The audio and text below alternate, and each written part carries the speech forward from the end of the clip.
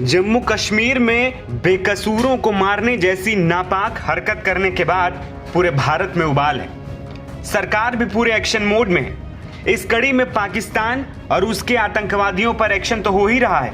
अब इस एक्शन की जद में बांग्लादेश के घुसपैठिए भी आने लगे और उन पर भी नकेल कसी जाने लगी।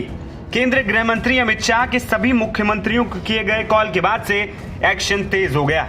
भारत में अवैध रूप से रह रहे प्रवासी और पाकिस्तानी वीजा पर भारत में रह रहे लोगों को भारत से निकालने का आदेश दिया जा चुका है। इस बीच गुजरात के सूरत में पुलिस के हाथों एक बड़ी कामयाबी लगी।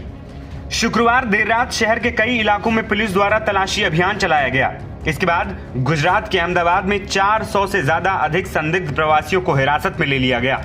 अहमदाबाद क्राइम ब्रांच के डीसीपी अजित राजियन का कहना है कि हमने एसओजी, ईओडब्ल्यू, जोन 6 और हेडक्वार्टर की टीमों के साथ मिलकर अहमदाबाद शहर में अवैध रूप से रह रहे विदेशी प्रवासियों को पकड़ने के लिए तलाशी अभियान चलाया। इस अभियान के दौरान 400 से ज्यादा संदिग्ध प्रवासियों को हिरासत में लिया गया है। लंबी लंबी कतारों में जमीन पर बैठे ये लोग बांग्लादेश के बताए जा रहे हैं और कहा जा रहा है कि इन लोगों को वापस इनके देश भेजने की तैयारी की जा रही।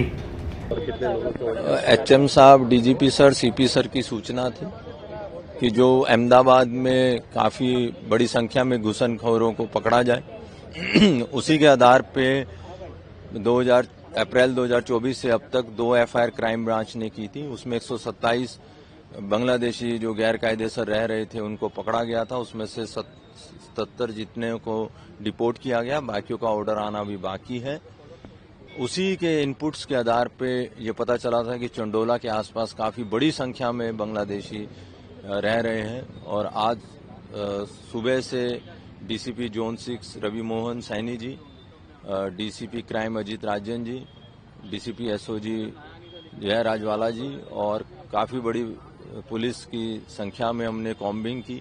सुबह 2 बजे से ये कॉम्बिंग चालू थी और अब तक हम 457 लोगों को डिटेन किया है। उनकी पूछपरछ क्राइम ब्रांच में जाके की जाएगी और जैसे वो एस्टेब्लिश हो जाएगा कि ये लोग बांग्लादेशी हैं, गैर कायदेसर घुसे हैं और यहाँ का आईडी बना है, तो फिर हम वो डिपोर्टेशन का भी प्रोसेस करेंगे। किस तरह से उनको आइडेंटिफाई करके किस तरह से वापस भेजेंगे? आइडेंटिफिकेशंस के काफ़ी हैं कि ये जो आईडी कार्ड बनाया वो कब बनाया, इनका बर्थ कहाँ हुआ, इनके पेरेंट्स कहाँ हैं, ऐसे काफ़ी सारे हम इनपुट्स पे वेरीफाई करते हैं और आखिरी कि भाई अभी किसके टच में हैं, क्या हैं और कब कब ये बांग्लादेश गए हैं, क्या है, वो सारी डिटेल्स निकाल गई। इधर सूरत पुलिस की एसओजी टीम और क्राइम ब्रांच टीमों ने शहर के अलग अलग इलाकों में 100 से ज्यादा बांग्लादेशियों को हिरासत में लिया।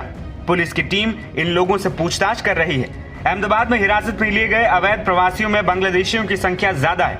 अहमदाबाद क्राइम ब्रांच के जेसीपी शरद सिंघल का कहना है कि गृह राज्य मंत्री हर्ष सांघवी डीजीपी की सूचना के मुताबिक अहमदाबाद में चंडेला के आसपास रहने वाले अवैध प्रवासियों को हिरासत में लिया गया है।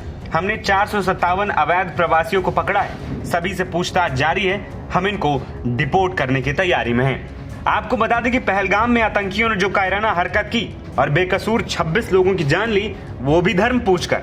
ऐसे में भारत सरकार किसी भी कीमत पर लापरवाही बरतने को अब तैयार नहीं है। इस गुस्से की चपेट में बांग्लादेशी भी आ रहे हैं। इस घटना के बाद से ही देश के अलग अलग हिस्सों में बांग्लादेशी नागरिकों को हिरासत में लिया जाना शुरू हो गया। इससे पहले पाकिस्तान पर भारत नकेल कस चुका है। दरअसल वीजे पर भारत आए पाकिस्तानियों को 48 घंटे के भीतर अपने देश लौटने के आदेश दे दिए गए थे, जिसके बाद बॉर्डर पर भारी भीड़ भी नजर आई। लोग जल्दबाजी में भारत छोड़कर पाकिस्तान जाने लगे।